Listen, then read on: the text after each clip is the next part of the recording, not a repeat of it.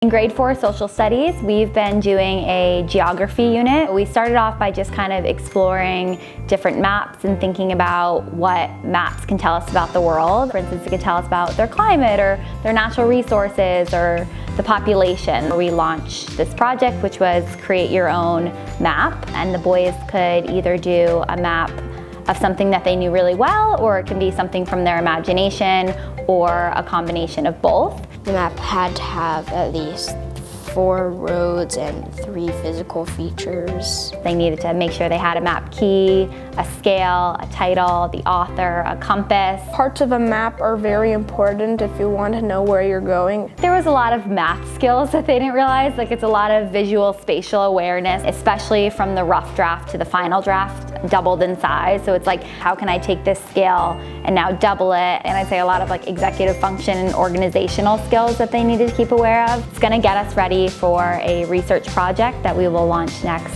where the boys get to choose their own country to research. So we want them to feel comfortable with the geography studies and criteria before moving on to their research.